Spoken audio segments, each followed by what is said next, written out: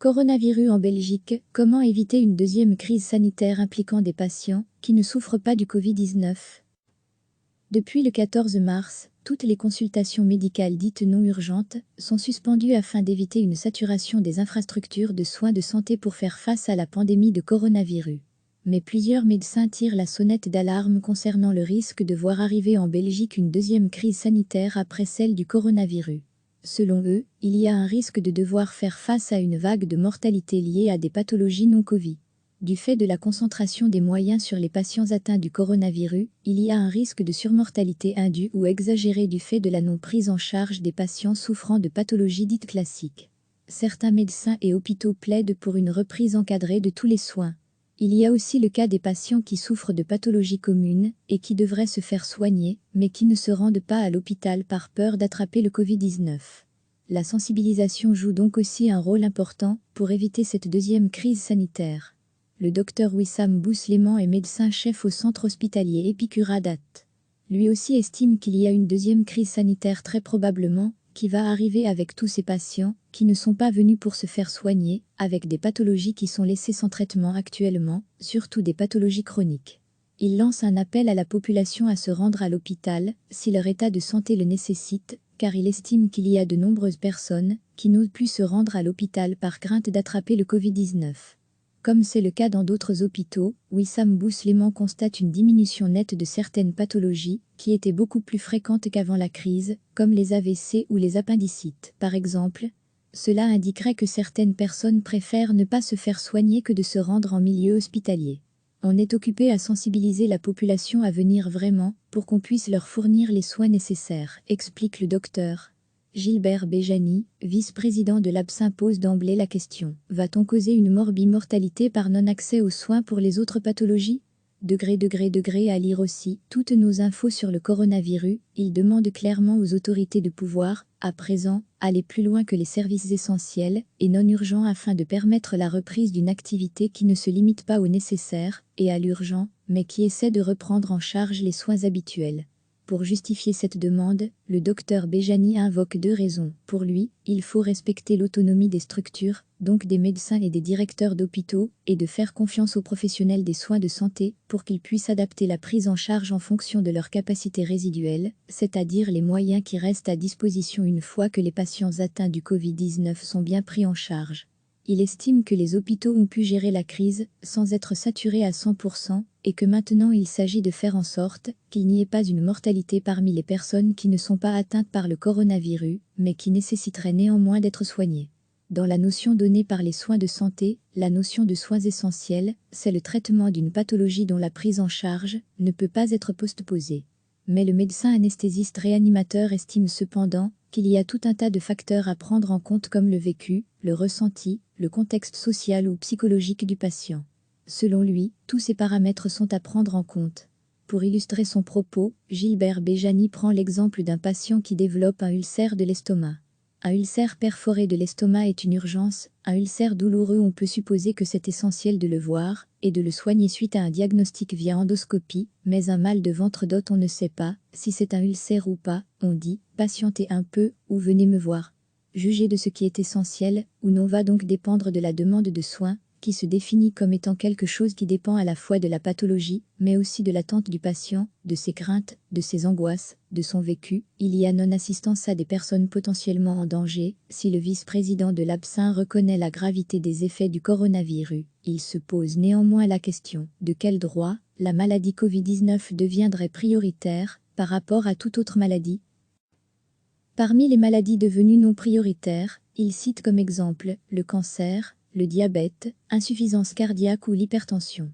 Il estime qu'actuellement, il y a non-assistance à des personnes potentiellement en danger, car des personnes nécessitant un suivi médical important ne sont pas prises en charge. Si la décision de prioriser les malades du coronavirus a été prise afin d'éviter une saturation des services des soins de santé et que la réponse a été le confinement, le docteur Béjani estime à présent que le refus actuel de prodiguer des soins nécessaires ne se justifie plus. Selon lui, la capacité d'accueil de certains hôpitaux n'est plus un problème grâce aux mesures prises. C'est donc l'évolution de la situation dans les hôpitaux qui doit guider les mesures à prendre par les autorités et pas l'inverse, indique encore le vice-président de l'ABSIN.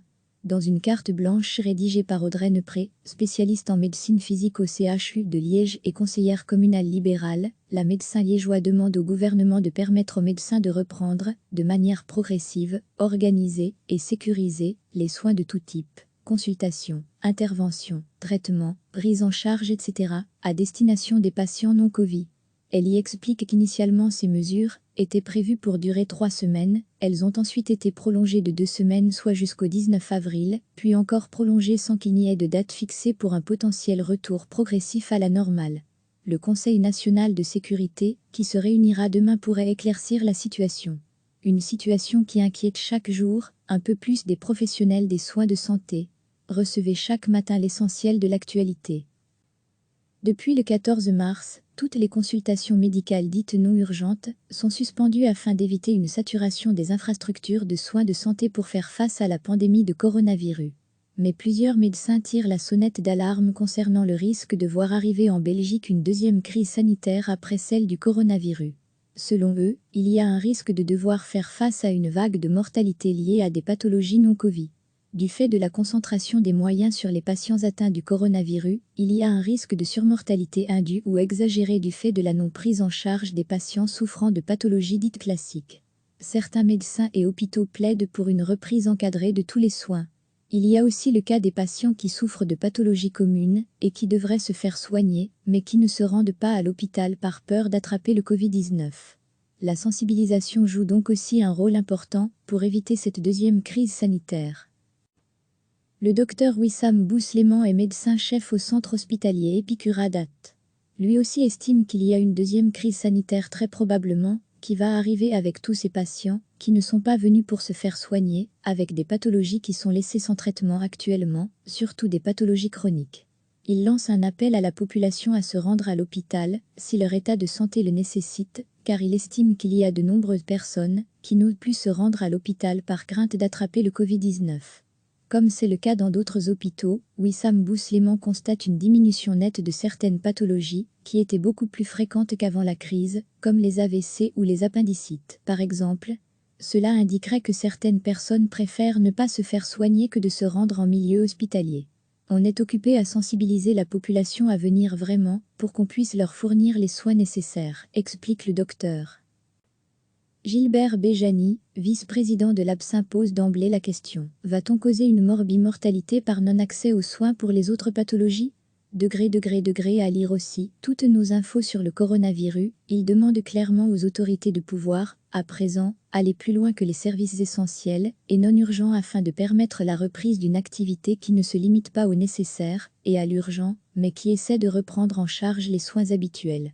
Pour justifier cette demande, le docteur Béjani invoque 2 raisons. Pour lui, il faut respecter l'autonomie des structures, donc des médecins et des directeurs d'hôpitaux, et de faire confiance aux professionnels des soins de santé pour qu'ils puissent adapter la prise en charge en fonction de leurs capacités résiduelles, c'est-à-dire les moyens qui restent à disposition une fois que les patients atteints du Covid-19 sont bien pris en charge. Il estime que les hôpitaux ont pu gérer la crise sans être saturés à 100%, et que maintenant il s'agit de faire en sorte qu'il n'y ait pas une mortalité parmi les personnes qui ne sont pas atteintes par le coronavirus, mais qui nécessiteraient néanmoins d'être soignées. Dans la notion donnée par les soins de santé, la notion de soins essentiels, c'est le traitement d'une pathologie dont la prise en charge ne peut pas être postposée. Mais le médecin anesthésiste réanimateur estime cependant qu'il y a tout un tas de facteurs à prendre en compte comme le vécu, le ressenti, le contexte social ou psychologique du patient.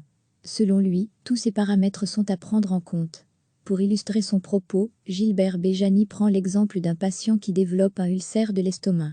Un ulcère perforé de l'estomac est une urgence, un ulcère douloureux, on peut supposer que c'est essentiel de le voir et de le soigner suite à un diagnostic via endoscopie, mais un mal de ventre d'hôte, on ne sait pas si c'est un ulcère ou pas, on dit « patientez un peu » ou « venez me voir ».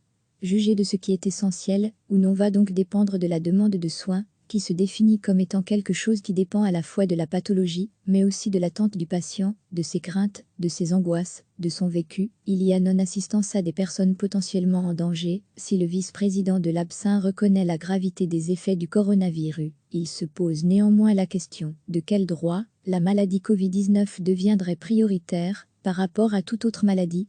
Parmi les maladies devenues non prioritaires, il cite comme exemple le cancer, le diabète, insuffisance cardiaque ou l'hypertension. Il estime qu'actuellement, il y a non-assistance à des personnes potentiellement en danger, car des personnes nécessitant un suivi médical important ne sont pas prises en charge. Si la décision de prioriser les malades du coronavirus a été prise afin d'éviter une saturation des services des soins de santé et que la réponse a été le confinement, le docteur Béjani estime à présent que le refus actuel de prodiguer des soins nécessaires ne se justifie plus. Selon lui, la capacité d'accueil de certains hôpitaux n'est plus un problème grâce aux mesures prises. C'est donc l'évolution de la situation dans les hôpitaux qui doit guider les mesures à prendre par les autorités et pas l'inverse, indique encore le vice-président de l'ABSIN. Dans une carte blanche rédigée par Audrey Nepré, spécialiste en médecine physique au CHU de Liège et conseillère communale libérale, la médecin liégeois demande au gouvernement de permettre aux médecins de reprendre, de manière progressive, organisée et sécurisée, les soins de tout type, consultation, intervention, traitement, prise en charge, etc., à destination des patients non Covid. Elle y explique qu'initialement ces mesures étaient prévues pour durer 3 semaines, elles ont ensuite été prolongées de 2 semaines soit jusqu'au 19 avril, puis encore prolongées sans qu'il n'y ait de date fixée pour un potentiel retour progressif à la normale.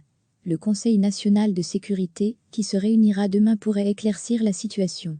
Une situation qui inquiète chaque jour un peu plus des professionnels des soins de santé. Cliquez sur s'abonner pour recevoir les dernières nouvelles.